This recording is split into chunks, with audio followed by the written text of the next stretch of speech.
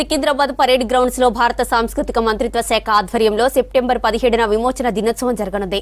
వేడుక ఏర్పాట్లను BJP OBC Morcha జాతీయ అధ్యక్షుడు డాక్టర్ కె లక్ష్మణ్ పరిశీలించారు. పోలీసుల గౌరవ వందనాన్ని స్వీకరించి బలగాలు చేస్తున్న కవాతు రిహార్సల్స్, సాంస్కృతిక కార్యక్రమాలను పర్యవేక్షించారు.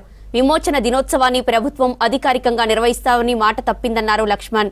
విమోచన దినోత్సవం గురించి ముందు తరాలకు తెలియజేయాల్సిన అవసరం ఎంతైనా ఉందన్నారు.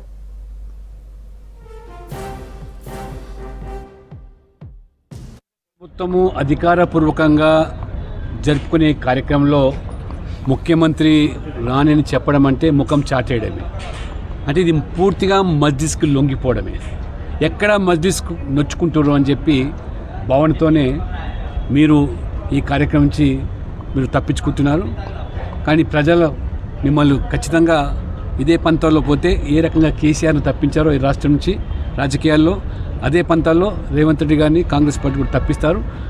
ప్రజల మనోభావాలకు అనుగుణంగా ఇవాళ నరేంద్ర మోడీ ప్రభుత్వం ముందుకొచ్చి గతంలో మీరు రాష్ట్రంలో జరపకపోయినప్పటికీ కేంద్ర ప్రభుత్వమే చొరవ తీసుకొని జరుపుతున్నప్పుడు మీరు హుందాగా పాల్గొని మన రాష్ట్రంలో కూడా కార్యక్రమాలు చేసుకునే అవకాశం ఉంది.